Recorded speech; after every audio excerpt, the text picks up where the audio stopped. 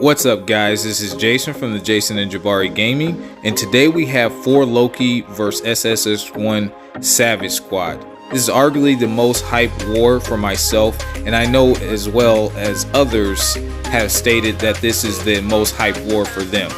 So before we get started, please consider liking and subscribing. That greatly helps us out with the YouTube algorithm to reach more people who are interested in this type of content.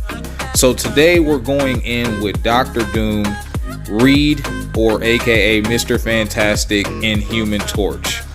So I was assigned path number 8, and this is me joining and moving up.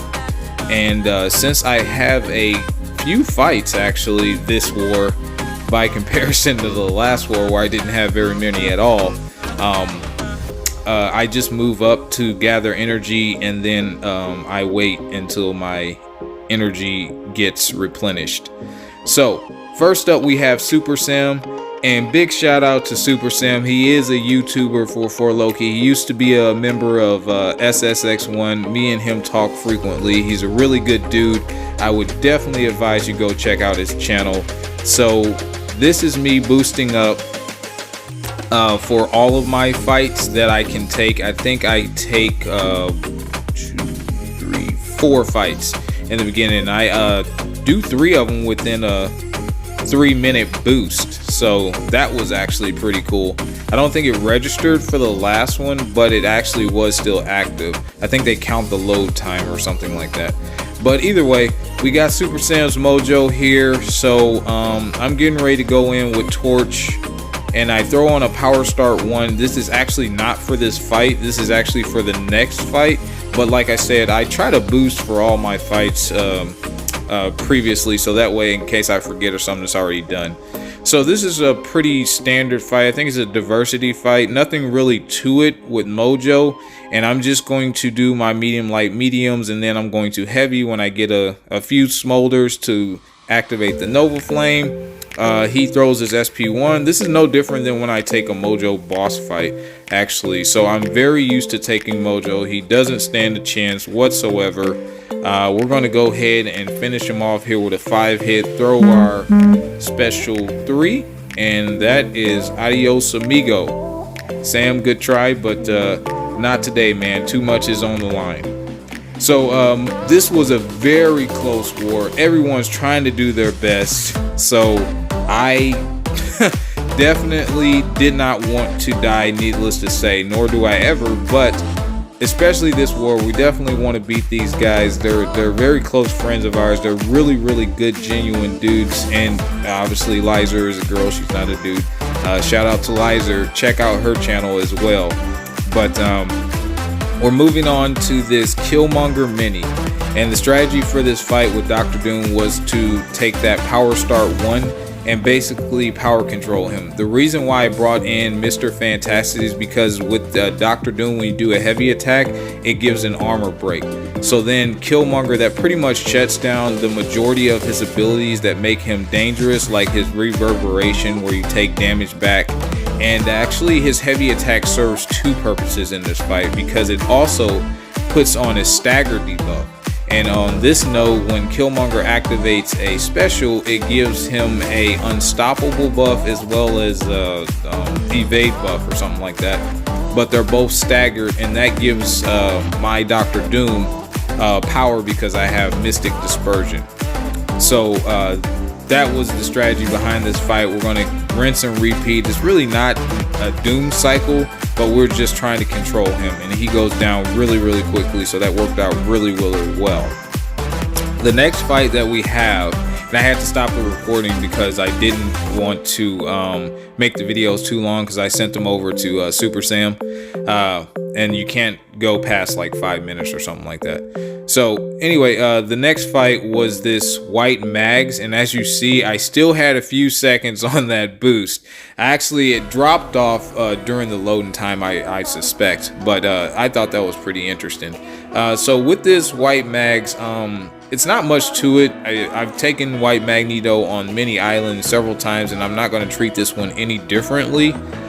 So basically sticking to my medium light mediums, and then I tried to get fancy and throw in an SP2, but I mistimed it or something, and I got smacked a little bit. But it actually put me into Nova Flame, so it wasn't that big of a deal. And now we're consistently staying in Nova Flame, and he's going to melt. So PWF, your white nags is down, bro. Moving right along to Buddy Lee. Big shout out to Buddy Lee. That dude is awesome. Buddy Lee, man, you're an awesome YouTuber, bro. You're an excellent player. So I want to do my best against your unduped Dragon Man. Those gold stars, man, you got to do something about them. But the strategy for this fight was to go in with Human Torch, and I think we throw on a gray boost. I'm pretty sure we do throw on a gray boost, and it has to be a power start 1. This is me switching over because I'm done with Dr. Doom for his power back and his enhanced power for Mystics. So I'm switching over to basically the science boost. And normally you could go into this fight with Dr. Doom. However, I brought Mr. Fantastic, and unfortunately, like I said, with that heavy, it puts a armor break on the opponent, and you do not want to do that on Dragon Man, or else he will degen you. So it wasn't really smart to go in with my Dr. Doom to try to power control Dragon Man, even though that could be an option. If you don't have Mr. Fantastic, you can still play around it, but I'm so accustomed to using the heavy after the shock that it'd just be like second nature, and then I start degenning myself. And with the heal block on, it wasn't a smart idea. So go in with Torch. It's really no difference. You just gotta play kind of cautiously, and I was told not to be hit by a special 1, so I don't get a third debuff on me, because if you get 3 debuffs on you, then the defender goes unblockable until all debuffs are removed, and I have no way to remove that heal block, so I would have had to play him unblockable the entire fight. But it was actually a relatively simple fight with Torch. We just melted him and we just played the note. Alright, so moving right along to this Mangog, and my history with Mangog is, I would say, a roller coaster ride, up and down. Now, he's not on 54, which is where I normally take him at, so that's good, but I didn't really know how he would be on this Rage Mini. I actually thought this was an easier fight in hindsight. And I got a pre-fight from one of my buddies, Chaos. Big shout out to you, man. Thank you for the pre-fight to go against this Mangog. And I'm actually going to use my read for the first time on this fight, as far as putting pre-fights on this Mangog. So the team actually worked out very well. The officers really think about how they want to execute these wars. So big shout out to our officers, M1, Rob, Jolly, and PG. You guys put in a lot of work to help us get to where we're at. So we're getting ready to go into this fight after I put on the Petrification Ray in the suppression field, and that's basically to keep his power in check, like we do with a normal Mystic. It would be on every Mystic. I would want these 2 debuffs from Reed to control their power, basically. So we're gonna go in this fight, and we can't go in with any enhanced attack or anything, so I think we only throw on a 200% science to gain power back, and we throw on a regeneration buff just to mitigate some of the block damage that we're going to be taking.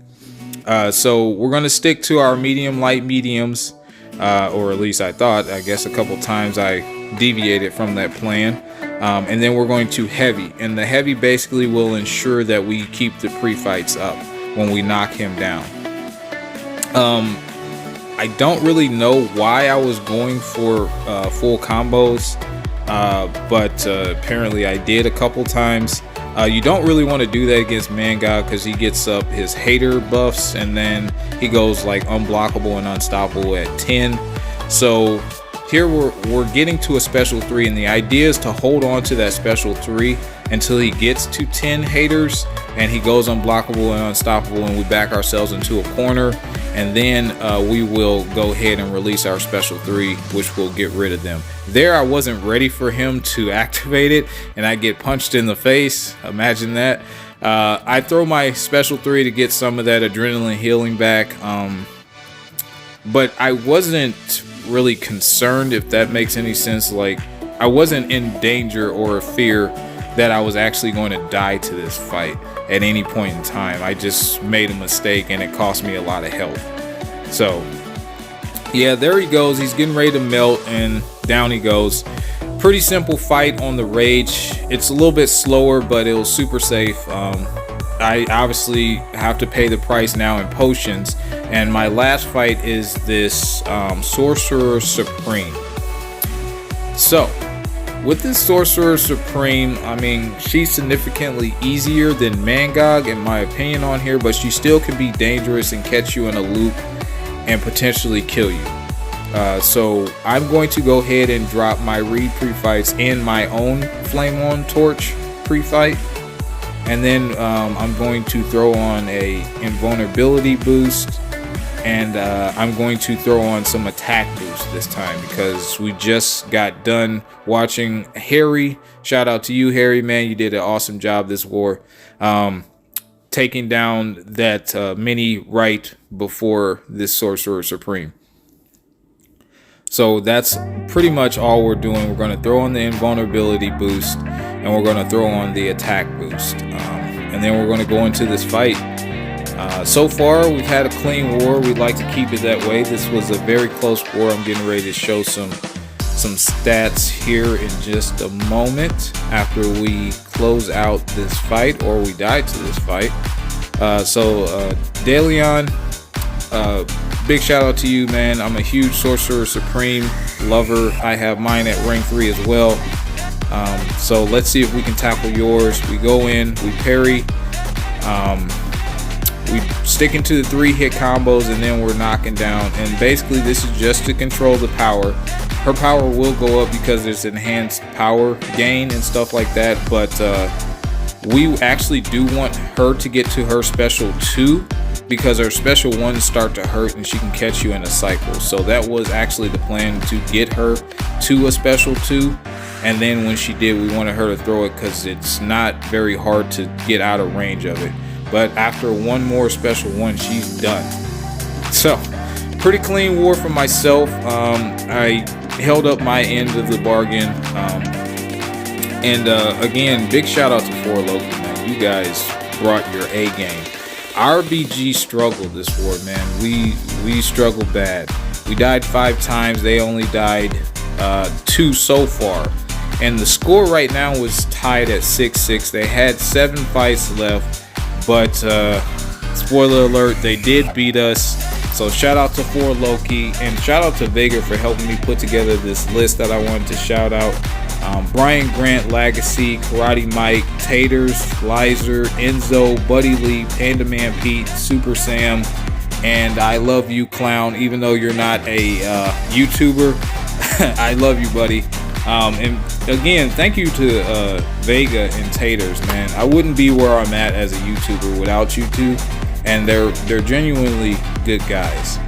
So thanks again, everyone. I put everybody's link in the description. Please go check out 4 Loki, RAB, Harry, DLL, Karate Mike, PWF, Panda Man Pete. You guys are all monsters, and congratulations again for the fun war. There was always friendly banter going on. We really enjoy playing against you guys, and hopefully next time we can get you guys, and not based off of a tiebreaker time, because I mean, to be honest, you know, the story of the tortoise and the hare, who really won that, right? I mean, you guys just destroyed that that fantasy. So there's that. But yeah, thanks everybody for stopping by, and thank you guys for watching. We hope to catch you again soon. Take care.